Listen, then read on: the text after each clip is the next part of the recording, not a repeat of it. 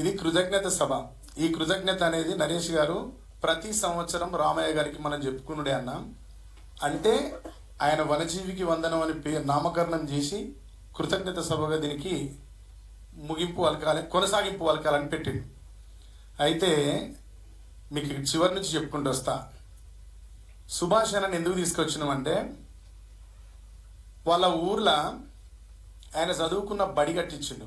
మనం యాక్చువల్గా ఒక మొక్క నాటితేనే కాదు, మొక్కలు నాటాలన్న ఆలోచన అందరికీ రావచ్చు, రాకపోవచ్చు, చేయలేకపోవచ్చు. కానీ మీరు ఏది చేసినా ఈ సమాజానికి సహాయం చేస్తే మొక్క నాటినట్టే. సహాయం ఏదైనా మనిషికి చెందుతుంది కదా, సమాజానికే చెందుతుంది కదా.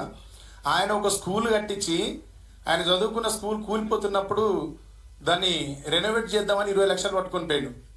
20 లక్షలు పట్టుకొని పోయి ఏం చేసిందంటే దాన్ని 6 కోట్లు పెట్టి సంపూర్ణంగా దాన్ని ఒక కార్పొరేట్ స్కూల్ కంటే అత్యున్నత స్థాయిలో కట్టాడు. అది ఒక చెట్టే కదా, ఆ చెట్టు నీడలు ఎంతో మంది చదువుకుంటూ ఉంటారు కదా, ఎన్నో తరాలు పోతూ ఉంటాయి కదా. అందుకే రామయ్య గారికి సుభాష్ అన్నకు ఆ సంబంధం ఉంది కాబట్టి పిలిచినాం. ఈ కలెక్టర్ అన్న అక్కడెక్కడో పెద్దపల్లిలో పుట్టిండు, చిన్న పల్లెటూరు. ఆ పల్లెటూరు నుంచి ఆయన కష్టపడి చదువుకొని తల్లిదండ్రి వాళ్ళు దర్జీ పని చేసి తీసుకొచ్చి ఆయనను ఉన్న దాంట్లో గౌరవంగా చదివిస్తే ఆయన ఆ గౌరవాన్ని నిలబెట్టుకొని ఐఏఎస్ సంపాదించి ఇక్కడి నుంచి మధ్యప్రదేశ్ పోయిండు. అక్కడికి పోయినా కూడా ఆయన బతుకైనా బతకవచ్చు, అద్భుతంగా శాసించే శక్తి వచ్చింది, అధికారం వచ్చింది. ఆయన చెబితే ముఖ్యమంత్రి దగ్గర మాట చెల్లుబాటు అయ్యేంత స్థానం వచ్చినా కూడా తిరిగి వాళ్ళ ఊర్లో అన్న ఒకటి ఐ హాస్పిటల్ కట్టించిండు, శంకర విజన్ వాళ్ళని పట్టుకొని. ఆ ఐ హాస్పిటల్కి పోయి నేను కూడా ఉట్టి అని అన్న వాళ్ళ ఇంటికి పోయినప్పుడు నిజంగానే ఏం జరుగుతుంది ఇట్లా చూద్దామని చెప్పి నేను కూడా ఐ చెక్ చేయించిన. ఆ రోజు నాకు అనిపించింది, ఈ అన్న కూడా చాలా మందికి కంటి చూపునిస్తాడు, చాలా మందికి ఎన్నో రకాల జబ్బులను నయం చేపిస్తాడు. ఆయన చాలా మందికి ఆపరేషన్లు చేయించిండు. అక్క కూర్చున్నట్లాంటి వీల్ చైర్స్ చాలా ప్రదానం చేసిండు. ఆయన కాళ్ళు పెట్టించిండు, చేతులు పెట్టించిండు. ఈ కాళ్ళు చేతులు అన్నీ ఉండడానికి, అన్నీ ఆరోగ్యంగా ఉండడానికి రామయ్య మొక్కలు నాటితే ఆయన మొక్కలు నాటిన గాలి నుంచి పీల్చుకొని బతికే మనుషులు బాగుండడానికి అవయవాన్ని సమకూర్చిండు నరహరి అన్న. అందుకే అన్నను ఫోర్స్ చేసి, అన్న మీరు ఈ ఆదివారం ఎవరికి డేట్ ఇవ్వద్దు, ఖచ్చితంగా రావాలని చెప్పి పట్టుకొచ్చినాం.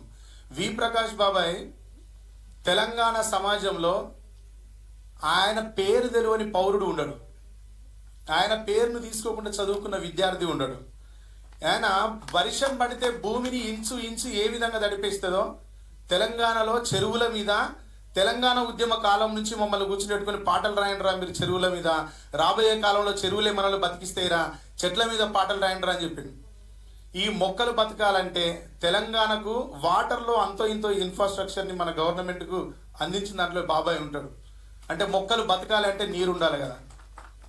ఇది వి ప్రకాష్ బాబాయ్కి దీంతో ఉన్న రిలేషన్. తర్వాత ఈ రాష్ట్రం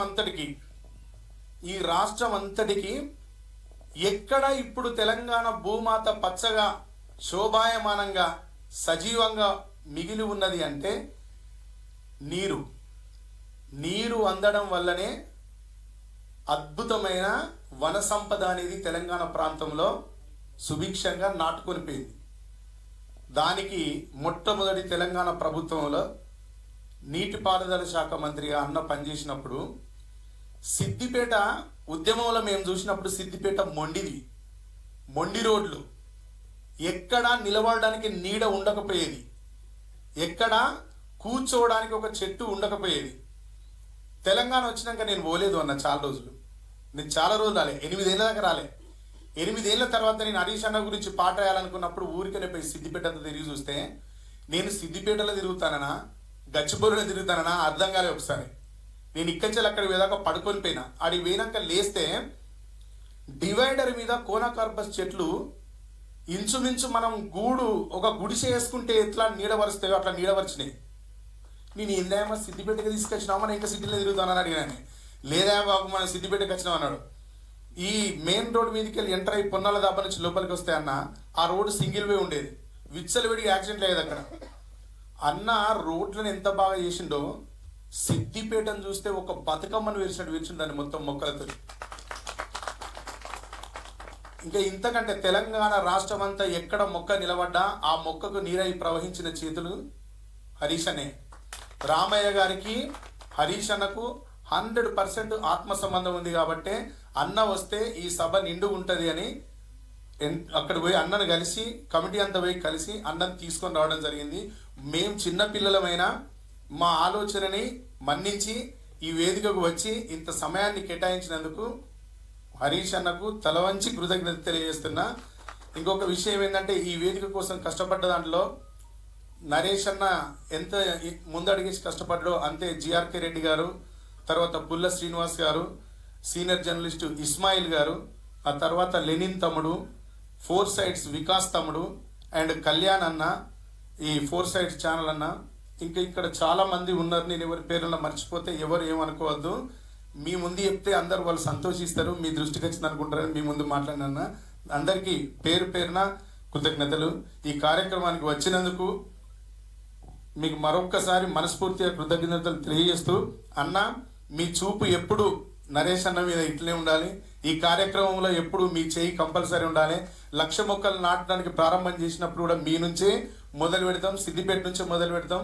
మీరు తప్పకుండా మాకు అవకాశాన్ని కల్పారని తెలియజేస్తూ ధన్యవాదాలు.